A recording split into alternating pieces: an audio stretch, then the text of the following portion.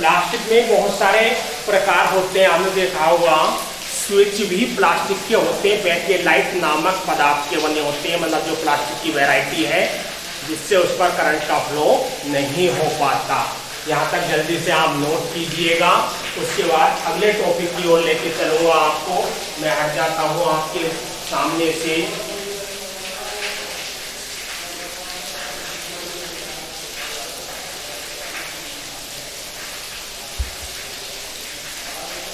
हो गया होगा आपका। चलिए ड्रॉप कर लेते हैं जल्दी से। आप इसे फेयर कॉपी में लिख लिया करो।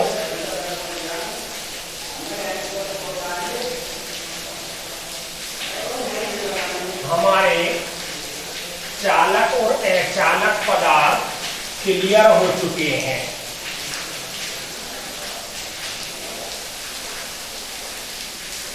अब मुख्य तो ये दो ही प्रकार के हैं, वही एक प्रकार और आता है अर्धचालक। अर्धचालक का मतलब कि उसमें चालन हो भी सकता है, नहीं भी हो सकता, मतलब करंट का फ्लो हो भी सकता है और नहीं भी हो सकता। सामान्य अवस्था में तो करंट का फ्लो नहीं होता, किंतु विशेष अवस्था में करंट का फ्लो हो जाता है।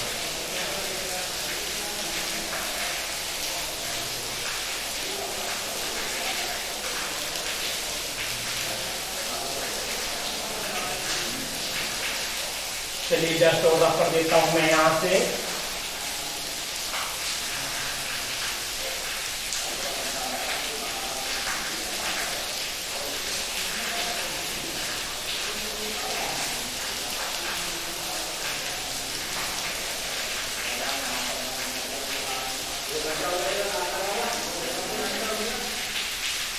तो मैं आपसे कह रहा था अर्धचालक की तरफ मैं आपको लेके चलूंगा।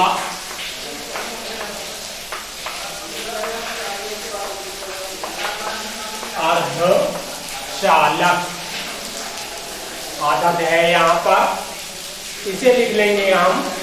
ऐसे पदार्थ जो सामान्य अवस्था में अचालक हैं, ऐसे पदार्थ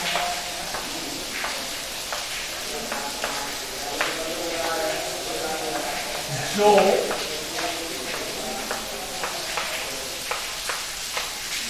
सामान्य अवस्था में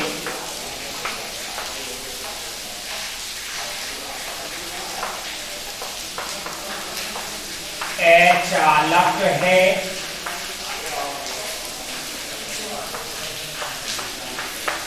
किंतु उनमें कुछ अपद्रव्य मिला देने पर चालक बन जाते हैं, किंतु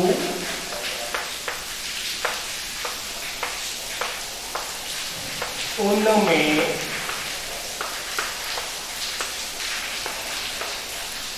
कुछ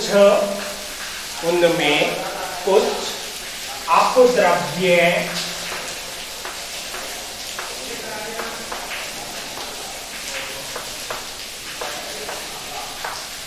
मिला देने पर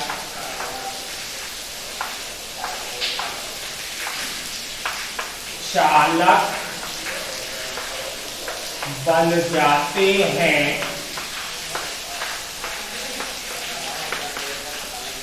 अर्धचालक कहलाते हैं।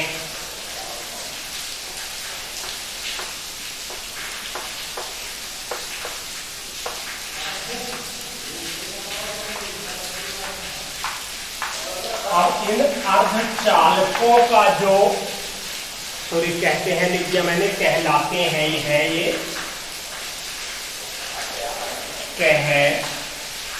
कहलाते हैं। इन अर्धचालक का प्रयोग ट्रांजिस्टर वगैरह में किया जाता है।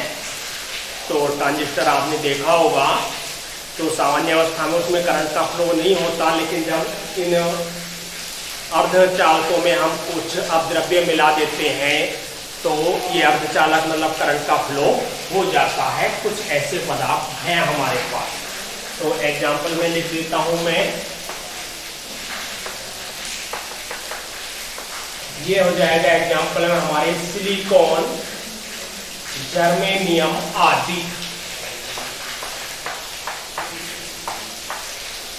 सिलिकॉन भी कह देते हैं, सिलिकॉन भी कह देते हैं, जर्मेनियम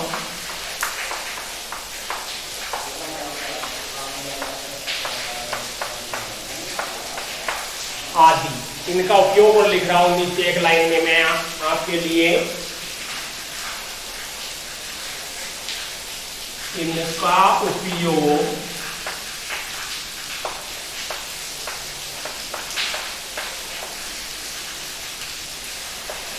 ट्रांजिस्टर,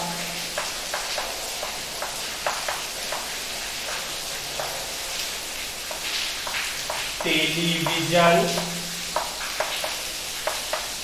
यानी टीवी आदि में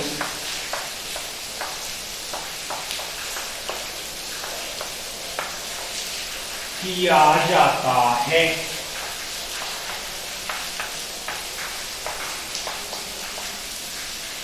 क्लियर हुई बात? स्पष्ट स्क्रीन आपको दिखाई दे रही होगी। यानी अर्धचालक को एक बार फिर से समझते हैं। ऐसे पदार्थ जो सामान्य अवस्था में अचालक है, मतलब उसमें करंट का फ्लो नहीं हो रहा, लेकिन यदि उनमें कुछ अपद्रव्य मिला दें तो उनमें करंट का फ्लो शुरू हो जाता है। कहाँ उपयोग है? ट्रांजिस्टर और टेलीविजन आदि में हम इनको प्रयोग करते हैं। जल्दी से अपने पेयर कॉपी में नोट कर लीजिए। अगले हेडिंग की ओर चलेंगे।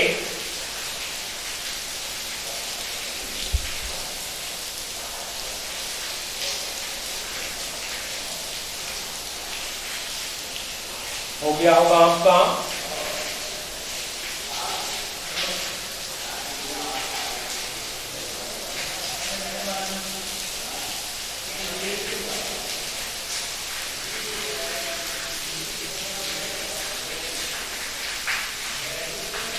मैं बोर्ड से ही इतना बड़ा लिख रहा हूं ताकि आपको स्पष्ट दिखाई दे और आप अपने नोट अच्छे से बना सकिए। ये सारे 2-2 नंबर के पॉइंट चल रहे हैं, बोर्ड एग्जाम में आ चुके हैं।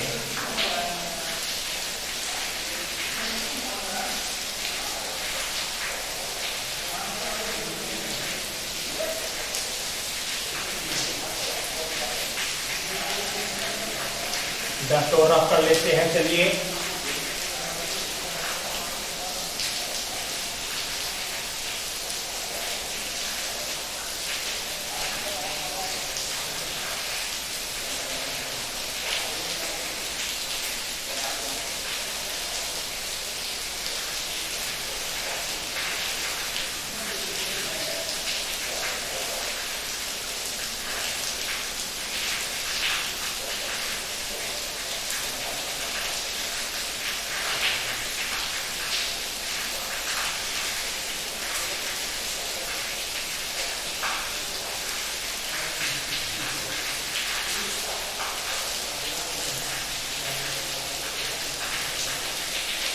चलिए डेस्ट हमारी रफ हो चुकी है। अगले हेडिंग की ओर लेके चल रहा हूं मैं आपको। हेडिंग है हमारा मुक्त इलेक्ट्रॉन मॉडल के आधार पर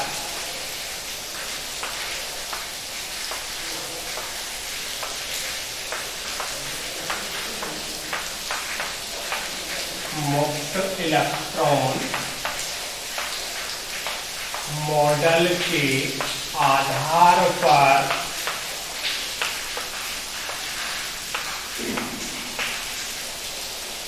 चालक तथा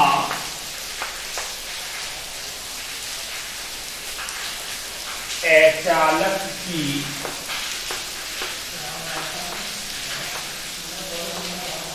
चालक तथा अचालक की व्याख्या।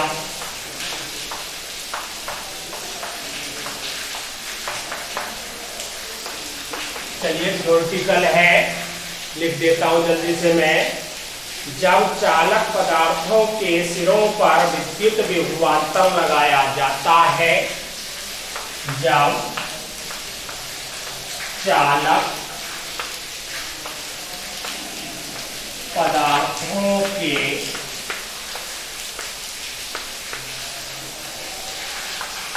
सिरों पर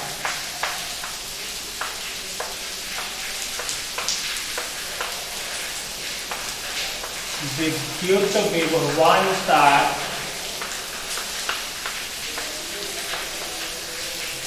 लगाया जाता है,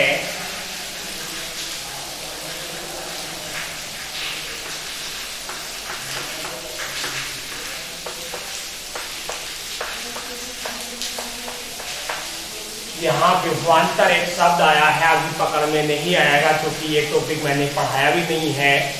ये चैप्टर हमारा ऐसा है कि जब तक हम इस चैप्टर को कंप्लीट नहीं पढ़ लेंगे, इसलिए बिल्कुल स्पष्ट रूप से हर पॉइंट क्लियर नहीं हो पाएगा। तो जैसे जैसे हम आगे बढ़ेंगे उतना अच्छा हमारे समझ में आने लगेगा। चैप्टर ही इस प्रकार का है। विभवांतर नया शब्द आ गया, जल्द आपको पढ़ाने वाला हूँ अगले लेक्चरों में। तो हम कहाँ तक आ गए? लगाया जाता है तो विद्युत क्षेत्र के कारण मुक्त इलेक्ट्रॉन, तो विद्युत क्षेत्र के कारण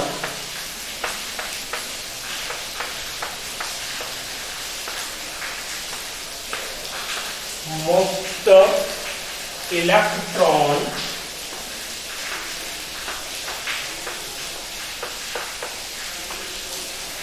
आगे है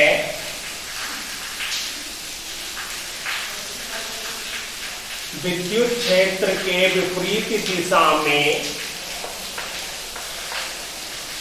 विद्युत क्षेत्र के विपरीत दिशा में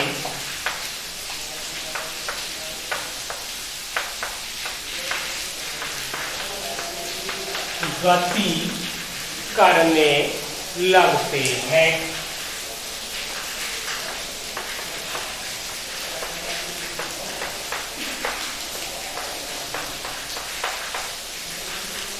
गति करने लगते हैं और विद्युत धारा बहने लगती है,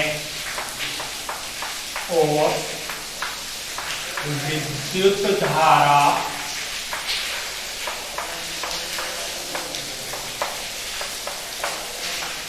बहने लगती है। यहाँ तक आप फेयर कॉपी में जल्दी से नोट कर लीजिए। उसके बाद अगले लेक्चर में मुलाकात होगी। इसकी शेष थ्योरी तब आपको लिखवाऊंगा, इतने को आप जल्दी से कीजिएगा नोट।